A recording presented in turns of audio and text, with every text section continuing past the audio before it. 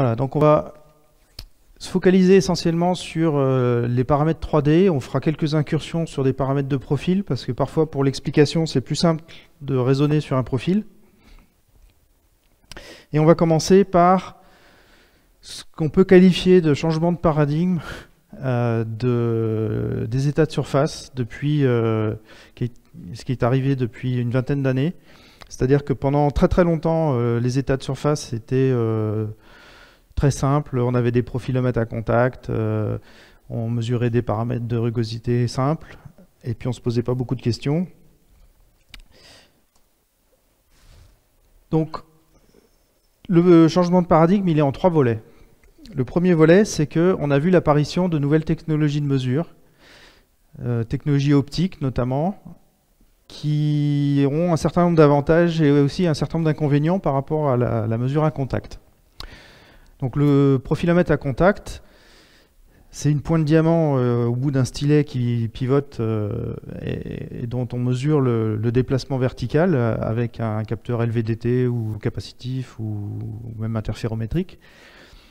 Le problème, c'est qu'on a une toute petite surface d'appui sur la surface, hein, et comme l'a montré Chris ce matin, cette surface d'appui, même si on appuie peu, la pression est importante au niveau du point de contact. Et donc sur certains matériaux, on abîme la matière, on laisse des traces, voire on déforme l'état de surface.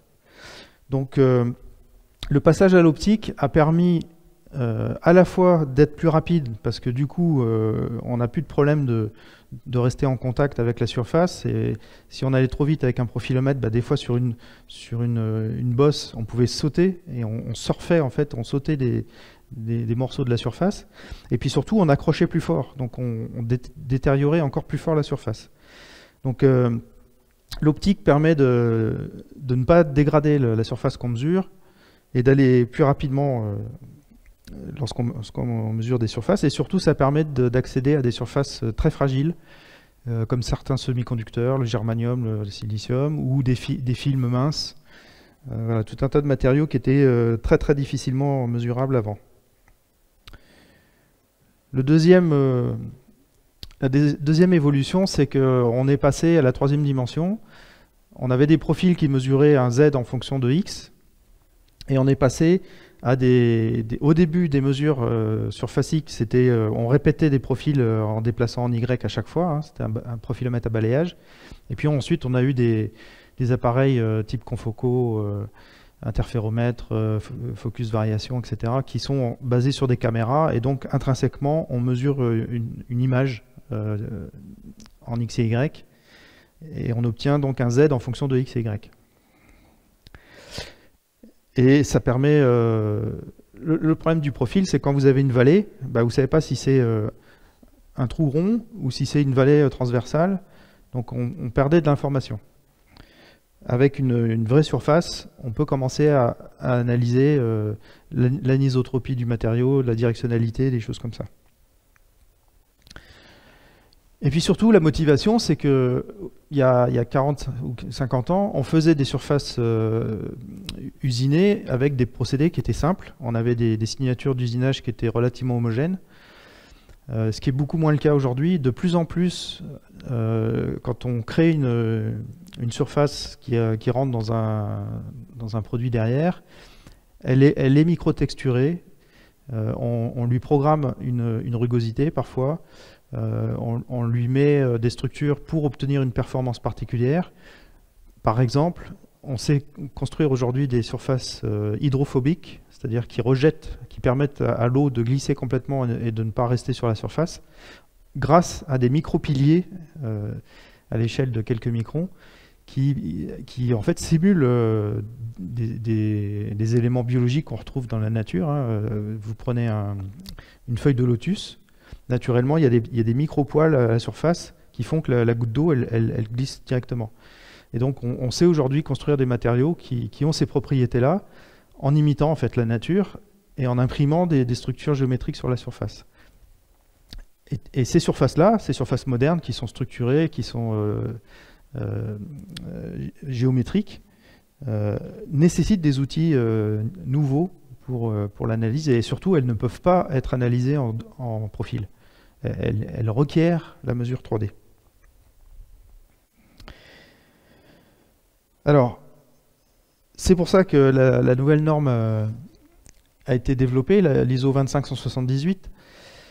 Alors cette norme-là, en fait, elle officialise tout un tas de travaux qui existaient depuis quelques années quand même. Hein. C'est pas cette norme-là qui a inventé les choses. Il y a eu le projet Surfstand dans les années 93-94.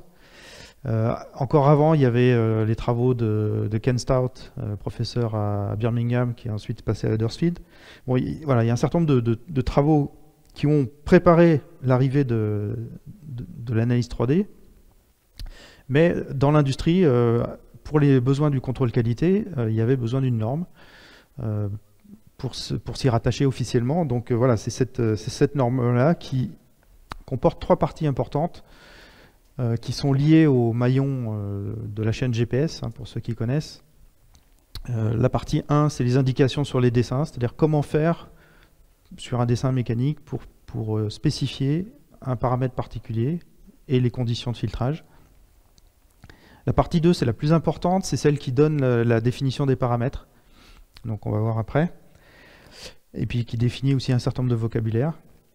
Et la partie 3, ce qu'on appelle les opérateurs de spécification, c'est un petit peu les recettes de cuisine qui permettent de mettre en pratique tout ça, quoi.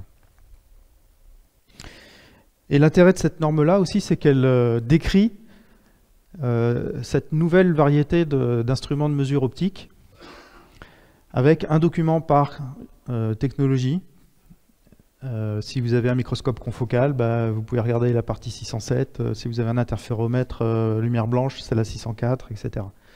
Et donc ces documents-là décrivent, alors il y a un petit côté un peu pédagogique, mais surtout ça donne la liste des caractéristiques métrologiques ou des caractéristiques de l'instrument qui vont influencer l'opérande de mesure et donc forcément derrière les paramètres. Il y a des parties qui relèvent de l'échantillonnage. Quand on mesure en 3D, on a besoin d'étalons un petit peu spécifiques. On peut utiliser des étalons 2D, mais on a aussi besoin d'étalons spécifiques. Voilà. Alors, comme j'ai dit, il y a des choses qui s'expliquent mieux avec un profil que sur une surface. Donc quand on a une mesure de hauteur en fonction de la position latérale, c'est assez facile de repérer la valeur maximale, la valeur minimale, et puis de donner une amplitude pic-à-vallée. Bon, ça c'est la base des paramètres, je suppose que la plupart d'entre vous les connaissent. Donc en profilométrie, on va avoir le RP, RV, RZ, et puis si c'est calculé sur un profil d'ondulation, on a WP, WV, WZ, et sur une surface, c'est pareil, c'est SP, SV, SZ. C'est tout simplement des estimations des pics, des points les plus élevés, les plus faibles. Ça déjà, ça nous donne un premier avantage, c'est qu'on va pouvoir distinguer une surface fortement rugueuse d'une autre surface qui est moins rugueuse. Il suffit de comparer le SZ ou le RZ. Si on a une surface, voilà, la surface du haut, on voit qu'elle a une rugosité plus forte parce que le RZ est plus élevé. Bon, ça c'est la base, c'est assez basique, mais ça ne nous donne pas grand chose de plus. Par exemple, ces deux surfaces-là, elles ont le même RZ, le même RA, même RQ, mais elles n'ont pas les mêmes fonctions. Imaginez que vous marchez pieds nus sur une de ces deux surfaces, je pense qu'il y en a une des deux que vous préférerez. Donc on voit bien que c'est pas le tout de mesurer l'amplitude de la rugosité, il faut aussi considérer la fonction de la surface. C'est quoi la fonction? Est-ce qu'elle doit avoir une belle apparence? Est-ce qu'elle doit permettre de lubrifier, par exemple, la chambre d'un piston doit permettre la lubrification au passage de la chambre d'un cylindre de moteur. Au passage du piston, il y a tout un tas de fonctions et de performances des surfaces dont on a besoin. Donc c'est pas tout de mesurer l'amplitude de la rugosité ou de la texture. Mais néanmoins, en 2D, le RA, c'est le paramètre le plus connu. Alors ça ne veut pas dire que c'est le plus utile, c'est pas le paramètre le plus pertinent, c'est en général le seul que les gens connaissent, et en particulier que les designers connaissent. Donc c'est le seul qui est au plan, souvent. Parce qu'il n'y a pas eu ces fameuses études de corrélation fonctionnelle, il n'y a pas eu cette remontée d'expérience qui fait qu'on sait comment vérifier la performance sur la pièce. Mais bon, en tout cas, le RA, il a son pendant en 3D, qui s'appelle le SA. Vous voyez, c'est une moyenne toute bête des valeurs absolues des altitudes. Ça ne nous dit rien sur la position latérale, où se trouvent les pics, les creux, etc. C'est une moyenne pure et simple, on mélange tout. Le SQ, c'est un petit peu la même chose, sauf qu'au lieu d'avoir une valeur absolue, c'est le carré, et puis on prend la racine carrée. Donc ça a un intérêt, c'est que c'est l'écart type de la distribution des hauteurs, et c'est une valeur qu'on retrouve dans certaines équations de tribologie.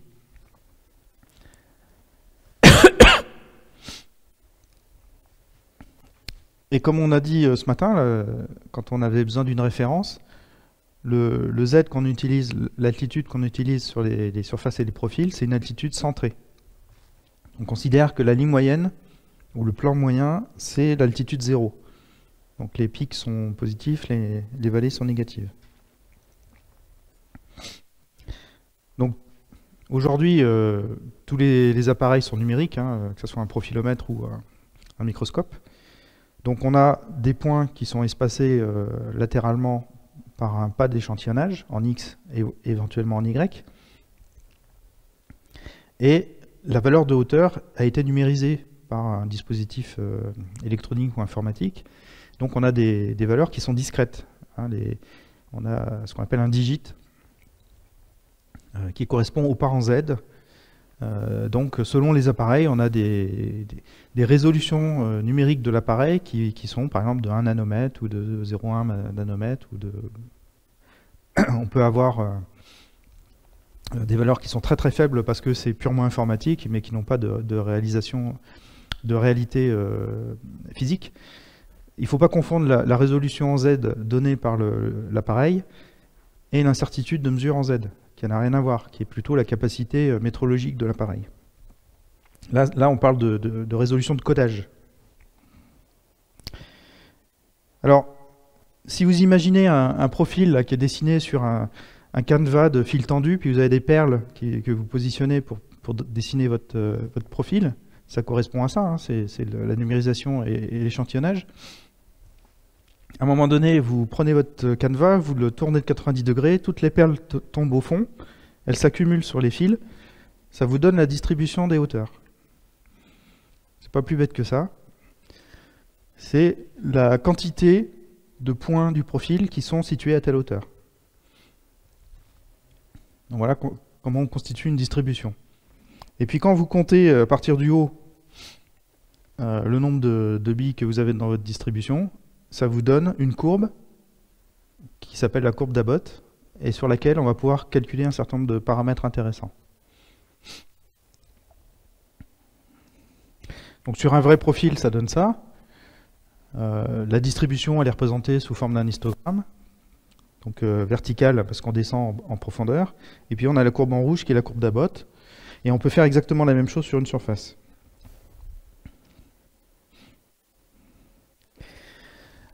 Donc cette courbe-là, elle a un intérêt, c'est qu'elle va nous permettre de commencer à caractériser un petit peu la texture de la surface. On a vu que quand on comptait simplement l'amplitude de la texture, ça nous disait rien sur la fonction de la pièce. Alors que là, on va commencer un petit peu à rentrer dans la fonction de la pièce. La distribution, elle peut avoir toutes les formes. Elle peut être à peu près... on peut avoir à peu près les mêmes distributions, les mêmes amplitudes pour toutes les profondeurs. On peut avoir des belles gaussiennes, on peut avoir des choses qui sont plutôt orientées vers le haut, plutôt orientées vers le bas. Et donc ça va nous donner... On va permettre de caractériser cette forme de distribution avec un premier paramètre qui s'appelle le SSK en 3D, mais vous avez l'équivalent, le RSK, sur un profil de rugosité, le WSK, puis le PSK. Et quand le SSK est négatif, ça veut dire que le maximum de la distribution il est plutôt vers les altitudes hautes. Ça veut dire quoi? Ça veut dire que l'essentiel des points de la distribution sont plutôt proches du sommet, donc on a plutôt une surface en plateau, avec soit des trous, soit des stries. Et à l'inverse, si vous avez un SSK qui est plutôt positif, bah là, à ce moment-là, vous avez plutôt un plancher où se trouve l'essentiel des points. Et puis là, par contre, vous avez des pics qui sont répartis dans votre surface. Donc ça peut être des particules qui sont déposées, ou voilà, un certain nombre de grains, par exemple. Donc déjà, là, avec ce paramètre-là, ça vous permet de distinguer entre les deux morphologies de surface. Si vous avez quelques pics saillants sur un fond plutôt plat, on imagine bien que si c'est une surface qui doit être en contact avec une autre surface, bah, ces pics-là, ils vont rapidement être érodés, ils vont être éliminés. Donc les points de contact seront faibles par une surface qui vient par le haut, alors que si j'ai un SSK négatif, là j'ai plutôt un plateau qui est bien solide, et puis j'ai quelques vallées profondes, qui au contraire, cette fois-ci, sont plus utiles pour la lubrification. Et puis on a un autre paramètre qui va nous caractériser la largeur de la distribution. Est-ce que donc indépendamment de l'inclinaison de la distribution, est-ce que tout est concentré autour d'une valeur, ou est-ce qu'on a des points répartis sur un peu toutes les amplitudes? Ça, c'est extrêmement sensible à la présence de points aberrants. Donc si votre appareil optique vous génère des pics ou des creux aberrants, des fausses détections finalement, bah ça va vous créer des amplitudes artificielles en haut et en bas. Ça va avoir tendance à rétrécir votre distribution, et donc le SKU va devenir très élevé. Donc là, ce que vous avez mesuré, c'est plutôt les erreurs de votre appareil que la capacité de la surface. Mais si vous avez pris la précaution d'éliminer les points aberrants, et que du coup vous caractérisez bien la surface telle qu'elle est, c'est un paramètre qui peut être intéressant. Et donc sur cette courbe d'Abbott, on peut très bien dire, je descends d'une profondeur C, je regarde sur ma courbe quel est mon taux de portance, et j'ai une valeur en pourcent. C'est-à-dire à tant de profondeur, j'ai coupé ma surface de 25%. Puis si je descends de plus en plus, bah, je vais aller vers les 100%. Donc ça peut servir à mettre une spécification. Si vous avez un produit qui doit être... ça permet quelque part d'échantillonner votre courbe d'Abbott et puis de vérifier que bon, bah, quand je suis descendu de temps, j'ai bien une valeur qui est aux alentours de tant de pourcents. Puis vous pouvez faire l'inverse. Vous pouvez dire quelle est ma profondeur quand j'ai un taux de portance de 30%. Bon, bah, voilà, j'ai une profondeur, et puis vous pouvez mettre aussi une tolérance là-dessus.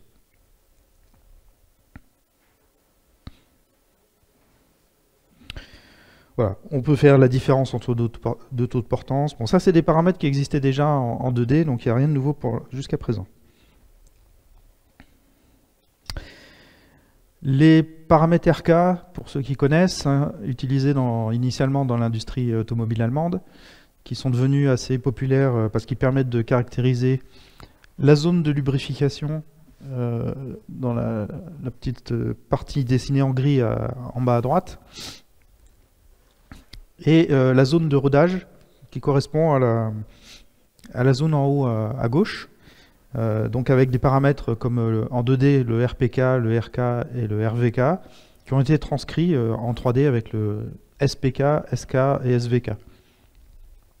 Comme on travaille sur la courbe d'Abbott, qu'on soit en 2D ou en 3D, on peut appliquer exactement les mêmes constructions géométriques.